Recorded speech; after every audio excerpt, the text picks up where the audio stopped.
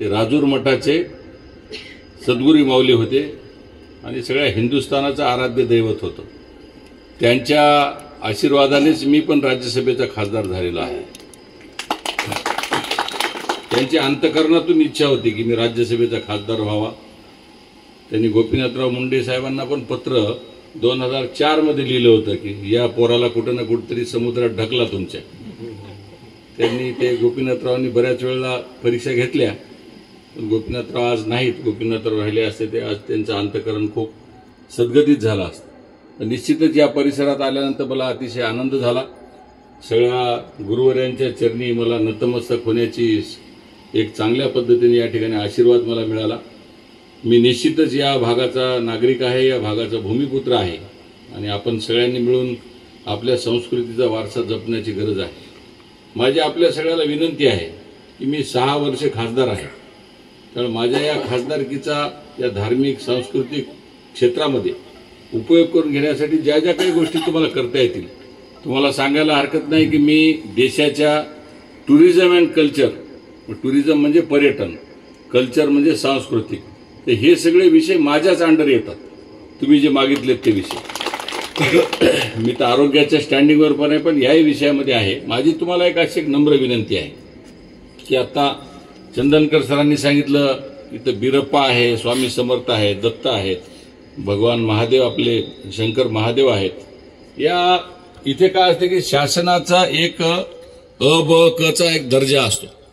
माझी तुम्हाला सगळ्यांना विनंती आहे, मी तर माझ्या स्वतःच्या खात्या निधीमधून तर तुम्हाला निधी देईनच, पण एवढ्या चांगल्या ठिकाणी जर बिलोली शहराला या ठिकाणी इतके चांगली जर निसर्गरत्न अशी देणगी मिळालेली आहे, तर या भागामध्ये जत्रा, लोकांची येण्याची संख्या आणि जागृत देवस्थान आणि आजूबाजूच्या लोकांमध्ये त्याच्याबद्दलचा धार्मिक भाव असा हळूहळू आपल्या या सगळ्या सद्गुरू जे आता ज्यांच्या माध्यमातून जे कीर्तन चालू आहे, हीच मंडळी खरे याच्यातले शिल्पकार असतात। म्हणून त्यांच्यासाठी सगळ्यांनी टाळ्याच्या कडकडाटात त्यांचं स्वागत करावं, कारण यांच्याशिवाय जनतेचं प्रबोधन होत नाही आणि यांच्याशिवाय जनतेमधलं महात्म्य देवाचं आणि अध्यात्माचं कळत नाही।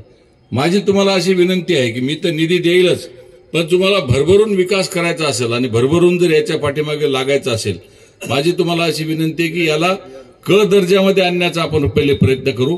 क दर्जामध्ये आणण्यासाठी मी स्वतः प्रयत्नशील राहील आणि एकदा क झालं की ब होते, ब झालं की अ होते। त्याच्यासाठी आपण या भागाचं महात्म्य बिलोली, देगलूर, कुंडलवाडी या परिसरातल्या जनतेच्या हृदयामध्ये निर्माण करू, जेणेकरून या भागात लोक येतील। त्याच्या काही जसं तुमच्या महाशिवरात्र आहे, त्यानिमित्तानं दर्शनाची येणारी संख्या, शासनाची नजर असते, त्यामुळे मी निश्चितच याला पर्यटनाचा स्थळाचा दर्जा कसा मिळेल याच्यासाठी मी राज्यसभा खासदार म्हणून मी प्रयत्न करेन। त्याच्यासाठी आपण सगळेजण मिळून, कारण एकटं शासन काही करत नसते, त्यामुळे समाज आणि सरकार असं दोघांनी मिळून हातात हात घालून काम करावं लागतं।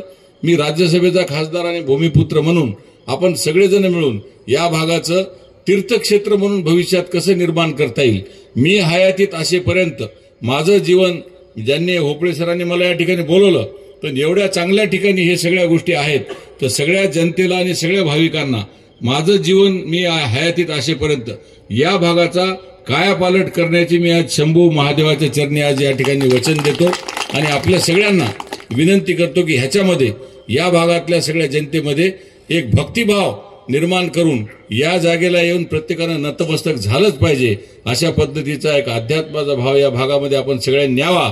मी पूर्णपणाने माझी ताकद लावून केंद्राच्या मंत्र्यांना, राज्याच्या मंत्र्यांना या ठिकाणी पर्यटनाचा दर्जा, पर्यटन स्थळ आणि जास्तीत जास्त प्रमाणात हा परिसर कशा पद्धतीनं सुशोभित होईलच, पण विकसित कसा होईल याचा मी पूर्णपणे प्रार्थना करतो आणि वचन पण देतो। धन्यवाद।